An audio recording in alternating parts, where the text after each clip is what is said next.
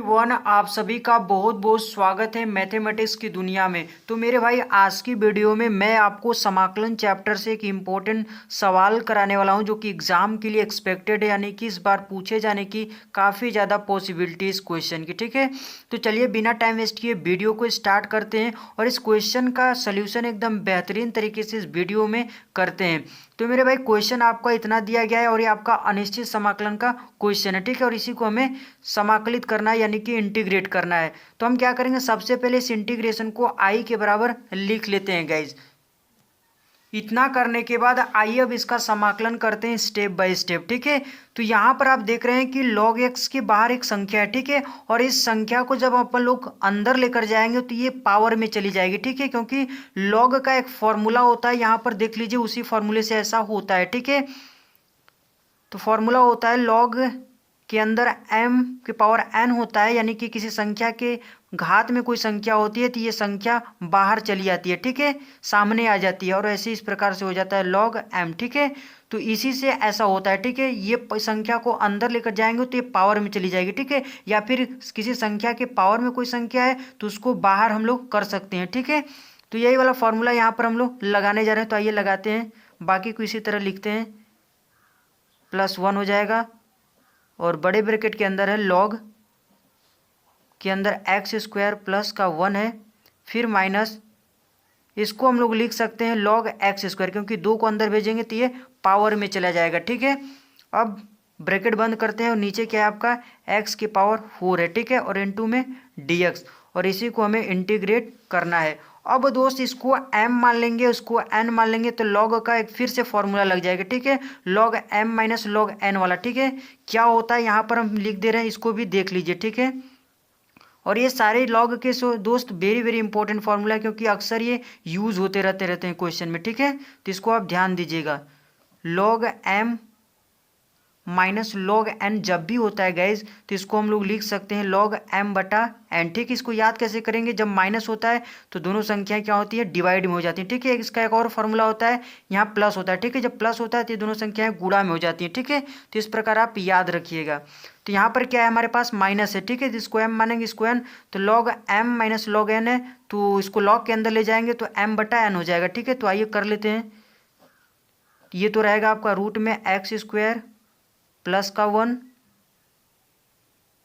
और ये आपका हो जाएगा log के अंदर log m बटा n। m क्या है, x square plus 1 divided by n क्या है, x स्क्वायर है। ठीक है, तो इसको लिख लेते हैं हम लोग, और नीचे आपका क्या है मेरे भाई, x की पावर 4 है। ठीक है, और इनटू में dx हो जाएगा और इंटीग्रल। ठीक है, अब क्या करेंगे, x स्क्वायर को एक बार इसके नीचे भेज दीजिए, एक बार इसके नीचे। ठीक है, तो देखिए क्या होता है। और एक काम और कीजिए, यहाँ से आप एक्स स्क्वायर कॉमन कर लीजिए। ठीक है, एक्स स्क्वायर यहाँ से कॉमन करेंगे तो रूट के अंदर है तो बाहर यक्स निकलेगा। ठीक है, क्योंकि एक्स स्क्वायर कॉमन करोगे तो ये ऊपर रूट लगा है तो बाहर एक्स निकलेगा। ठीक है, तो अंदर क्या बचेगा, और कॉमन करना मतलब मैंने आपको बताया भाग देना होता है। ठीक है, एक्स स्क्वायर से इसमें भाग करेंगे 1 हो जाएगा, और 1 में एक्स स्क्वायर का भाग करेंगे तो 1/x स्क्वायर हो जाएगा। ठीक है मेरे भाई, और यहाँ पर देखिए क्या हो जाएगा, log के अंदर यहाँ भाग करेंगे तो 1 हो जाएगा, फिर प्लस लिखेंगे इसके नीचे लेकर जाएंगे तो क्या हो जाएगा, 1/x स्क्वायर हो जाएगा। ठीक है मेरे भाई, और नीचे आपके क्या है, x की पावर 4 है और इंटू dx है। ठीक है, यहाँ से एक x से एक x कैंसिल कर देंगे तो हमारे पास x क्यूब बचेगा। ठीक है, और यहाँ पर घात क्या बचेगा, 3 बचेगा। तो आइए कर लेते हैं कि स्टेप और लिख लेते हैं। रूट में क्या हो जाएगा आपका, यहाँ पर 1 प्लस 1/x स्क्वायर है, और इंटू में log के अंदर क्या है, यही चीज़ है, देख लीजिए 1 प्लस 1/x स्क्वायर है। ठीक है, और नीचे हमारे पास क्या बचा है, देख लीजिए गाइज, क्या है, x क्यूब है। ठीक है, और इंटू में dx है। अब दोस्त हम क्या करेंगे, इसका इंटीग्रेशन प्रतिस्थापन विधि से अपन लोग करने जा रहे हैं। ठीक है, क्यों, क्योंकि ये इसको यदि आप t मान लेंगे तो इसका अवकलन करेंगे दोस्त तो यहाँ पर मिलेगा। ठीक है, क्योंकि प्रतिस्थापन विधि में ऐसा ही होता है कि एक फलन को अपन लोग t मानते हैं, फिर उसका अवकलन करने पर यहाँ पर मिलना चाहिए। ठीक है, तो इसको अवकलन करेंगे तो यहाँ पर मिलेगा, अभी आपको दिख जाएगा। ठीक है, तो आइए मानते हैं, लिखेंगे माना 1 प्लस 1/x स्क्वायर को। ठीक है, हम लोग क्या मान लेंगे, t मान लेंगे। ठीक है, और टी स्क्वायर मान लेंगे तो और बेटर रहेगा। ठीक है, टी भी मानेंगे तब पर भी चलेगा। ठीक है, टी स्क्वायर मानेंगे तो ये आपका कर्ड ही खत्म हो जाएगा। ठीक है, अब टी मानने के बाद हम लोग क्या करेंगे गाइस, दोनों पक्षों में एक्स के सापेक्ष अवकलन करेंगे। ठीक, तो यहाँ पे लिखेंगे एक्स के सापेक्ष अवकलन करने पर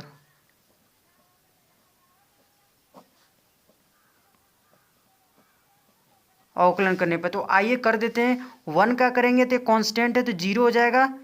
फिर एक्स स्क्वायर नीचे है, ऊपर लेकर जाएंगे तो कितना हो जाएगा, एक्स के पावर में माइनस का 2 हो जाएगा। ठीक है, यानी एक्स के पावर एन वाला फॉर्मूला लगेगा अवकलन का। ठीक है, तो इसमें क्या होता है कि पावर बाहर हो जाएगा, तो पावर कितना रहेगा -2, तो -2 बाहर हो जाएगा। फिर पावर में से 1 घटाएंगे तो -2 में से 1 घटाओगे तो माइनस का 3 आ जाएगा गाइज। ठीक है, और इधर करेंगे तो कितना हो जाएगा 2t dt अपन dx हो जाएगा। ठीक है, क्योंकि टी स्क्वायर का यहाँ पर भी पावर वाला फार्मूला लगेगा। पावर वाला फार्मूला कहने का मतलब ये वाला फार्मूला गाइज। ठीक है, सीबीएसई वाले इसको प्यार से पावर वाला फार्मूला ही बोलते हैं। ठीक है, एक्स के पावर एन ये वाला फार्मूला। ठीक है, तो इसमें क्या होता है, एक्स के पावर एन का अवकलन क्या होता है, इसमें पावर बाहर हो जाता है और पावर में से एक हम लोग घटा लेते हैं सिंपल। ठीक है, तो यही वाला फार्मूला यहाँ पर हम लगा रहे हैं दोनों जगह। ठीक है, तो यहाँ पर 2 बाहर हो जाएगा, फिर टी में से 2 में से 1 घटाओगे तो टी बचेगा, और फिर टी का फिर से अवकलन कर देंगे क्योंकि एक्स के सापेक्ष कर रहे हैं तो डी टी अपन डी एक्स हो जाएगा। ठीक है गाइज, अब डी एक्स को इधर बुला लीजिए और -2 को इधर कर लीजिए। ठीक है,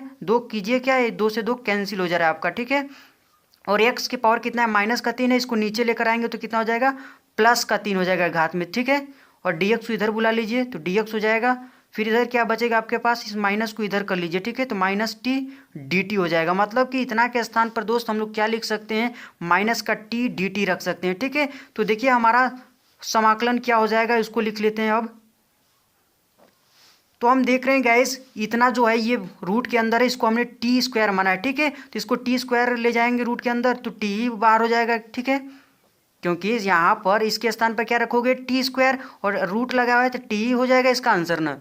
फिर लॉग है, लॉग के अंदर क्या है गैस, ये है पूरा जिसको माने हो क्या है, टी स्क्वायर है। ठीक है, तो टी स्क्वायर हो जाएगा, स्क्वायर है तो पावर, जब भी किसी संख्या के पावर में कोई संख्या होती है तो ये क्या होता है, लॉग की प्रॉपर्टी बोलती है कि वो संख्या बाहर हो जाती है। ठीक है, तो 2 बाहर हो जाएगा तो यहाँ पर 2 को लिख लेते हैं। ठीक है, तो यहाँ से 2 हट जाएगा आपका। ठीक है गाइज, और ये 1/x³ है और dx 1/1 में ये x³ है तो 1/x³ इंटू dx के स्थान पर हम लोग क्या रख सकते हैं, -t dt रख सकते हैं। ठीक है, तो आइए रख देते हैं गाइज, क्या हो जाएगा, -t dt हो जाएगा। ठीक है, मतलब समझ में आया कि नहीं, ये देखिए बटे के नीचे है 1/x³ और इंटू में dx है, और इसी का मान तो हम लोग यहाँ पर निकाल चुके हैं -t dt। ठीक है, तो यही हमने यहाँ पर रख दिया सिंपल, और बाकी सारी चीज़ें हमने टी में बदल लिया। आइए इसको थोड़ा सॉल्व करते हैं। ठीक है, इस माइनस को यहाँ पर भेज देते हैं, सामने कर लेते हैं तो -2 बाहर हो जाएगा, और टी मिलकर कितना हो जाएगा गाइज, टी स्क्वायर हो जाएगा, और क्या बचेगा, इंटू में log t बचेगा और इंटू में dt हो जाएगा। ठीक है, इतना करने के बाद आइए आगे इसको सॉल्व करते हैं। अब हम देख रहे हैं गैस कि यहाँ पर 2 अलग अलग फलन गुणा के रूप में। ठीक है, आपका ये अलजेब्रा है, लॉग वाला फंक्शन है। ठीक है, और जब भी 2 अलग अलग फंक्शन गुणा के रूप में होते हैं तो वहाँ उसका मतलब समाकलन बाई पार्ट से होता है, यानी कि खंडशः विधि से होता है। ठीक है, तो आइए इसको खंडशः विधि से हम लोग समाकलन करते हैं, लेकिन उससे पहले हमें फलन की रैंकिंग करना पड़ेगा, किसको फर्स्ट मानेंगे किसको सेकेंड। ठीक है, तो किससे मानते हैं हम लोग, आईलेट के कॉन्सेप्ट से। ठीक है, तो आईलेट का कॉन्सेप्ट क्या कहता है, किसमें जो पहले आएगा उसको पहला फलन मानेंगे। ठीक है, तो I for inverse trigonometry, L मतलब logarithmic function, A for algebra, T for trigonometry, E for मतलब एक्सपोनेंशियल फंक्शन। ठीक है, तो यहाँ पर एक एलजेब्रा एक लॉग वाला है। ठीक है, तो हम देख रहे हैं दोस्त कि लॉग पहले आ रहा है, एलजेब्रा बाद में। ठीक है, तो लॉग वाले को हम यहाँ पर पहला मानेंगे और इसको दूसरा मानेंगे। ठीक है, क्योंकि इसमें जो पहले आएगा उसको पहला मानते हैं, जो बाद में आएगा वो दूसरा। ठीक है, तो आइए अब हम क्या करेंगे, खंडशः का सूत्र लगाते हैं। ठीक है, तो लगाइए, क्या होता है इसमें, पहले वाले को छोड़ देते हैं। ठीक है, पहले वाले को छोड़ देते हैं। ठीक है, तो लॉग पहला वाला क्या है, log t, इसको छोड़ेंगे, फिर दूसरे वाले का समाकलन करते हैं। ठीक है, तो टी स्क्वायर का समाकलन करेंगे तो क्या हो जाएगा गाइज, t³/3 हो जाएगा। ठीक है, क्योंकि वही पावर वाला फॉर्मूला लगा है, पावर में एक जोड़ देते हैं, फिर जो पावर बनता है उससे डिवाइड मार देते हैं। ठीक है, सिंपल, पहला वाला जो समाकलन का सूत्र होता है वैसी से हमने इसको लिखा हुआ है। ठीक है, फिर माइनस करते हैं, फिर इंटीग्रेशन का साइन लगाते हैं, फिर पहले का क्या करते हैं, अवकलन करते हैं, log t का अवकलन कर देंगे तो कितना हो जाएगा, 1/t हो जाएगा, और फिर टी स्क्वायर का क्या करेंगे, फिर दूसरे वाले का क्या करेंगे, समाकलन करेंगे। ठीक है, तो क्या हो जाएगा, t³/3 हो जाएगा। ठीक है, और इंटू में dt, एक टी से एक टी कैंसिल हो जाएगा, यानी स्क्वायर बचेगा यहाँ पर, आइए इसको सॉल्व करते हैं आगे। तो माइनस का 2 हो जाएगा और ब्रैकेट के अंदर क्या है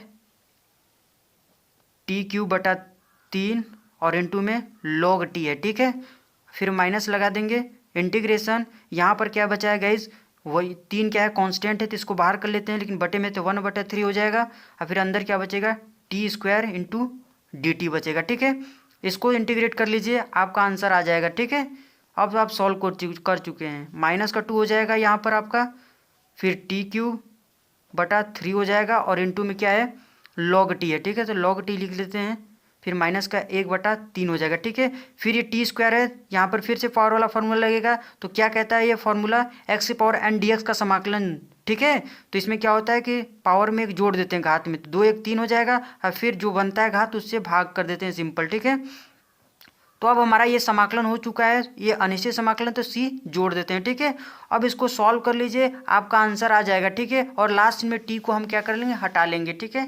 आप देख रहे हैं गाइस कि t³/3 और t³/3 दोनों के पास है, ठीक है। इन दोनों के पास है तो इसको हम लोग सिंपल कॉमन कर लेते हैं, ठीक है। तो क्या हो जाएगा माइनस का 2 t³/3, ठीक है। और अंदर क्या बचेगा, ये कॉमन हो चुका है तो इसके अंदर क्या, यहाँ क्या बचेगा log t बचेगा। फिर माइनस करेंगे और इसके पास क्या बचेगा t³/3 बाहर आ चुका है, तो आपका क्या बचेगा यहाँ पर 1/3 बचेगा, ठीक है।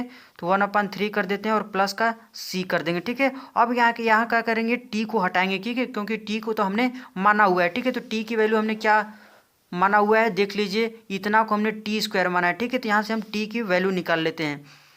तो t की वैल्यू इस 2 को इधर बेचेंगे तो 1 करके घात में हो जाएगा, ठीक है। यानी 1 + 1/x² के पावर में क्या हो जाएगा 1/2 हो जाएगा, ठीक है। क्योंकि इधर क्या है 2 है तो इधर भेजेंगे तो 1 के हो जाएगा, ठीक है। तो इधर आपका t बचेगा क्योंकि स्क्वायर को हमने इधर भेज दिया, ठीक है। इसको कड़ी में भी लिख सकते हैं, ठीक है। तो इस प्रकार से हम लिख रहे हैं। तो यहाँ पर आइए रिप्लेस करते हैं, t के स्थान पर इतना रखेंगे, ठीक है। तो माइनस का 2/3 हो जाएगा आपका, और t का मान कितना है 1 + 1/x² के पावर में क्या हो जाएगा 3, तो यहाँ पर है ही, और बटे में क्या है 2 है, यानी 3/2 हो जाएगा, ठीक है गाइस। फिर कोष्टक के अंदर क्या है log है, और log के अंदर t का मान कितना हम लोग निकाले हैं इतना, ठीक है। 1 + 1/x², और पावर में जो संख्या कितनी है 1/2, और जब भी log के अंदर कोई संख्या के पावर में कोई संख्या हो तो बाहर हो जाती है, ठीक है। तो इसको हम लोग बाहर कर लेंगे, सिंपल 1/2 बाहर हो जाएगा, और प्लस माइनस का 1/3 हो जाएगा, ठीक है गाइस। इसको बड़ा ब्रैकेट कर लीजिए। यहाँ पर आपको समझ में आया कि नहीं, देखिए t यहाँ पर है, t के स्थान पर हम लोग क्या रखे हैं, t के स्थान पर रखे हैं 1 + 1/x² की पावर 1/2, तो 1/2 पावर में है, तो पावर लॉग की प्रॉपर्टी क्या कहती है कि जब भी किसी संख्या के पावर में संख्या होती है बाहर कर लेते हैं उसको, तो 1/2 को हमने बाहर कर लिया, ठीक है। इसको मैंने अभी आपको बताया था आगे, ठीक है। तो प्लस का c जोड़ दीजिए, तो यही आपका क्या हो जाएगा फाइनल आंसर हो जाएगा। उम्मीद करते हैं दोस्तों ये क्वेश्चन आपको समझ में आ गया है, तो वीडियो को लाइक कर दीजिएगा, और अभी तक चैनल को सब्सक्राइब नहीं किया तो सब्सक्राइब करके जाइएगा, ठीक है मेरे भाई।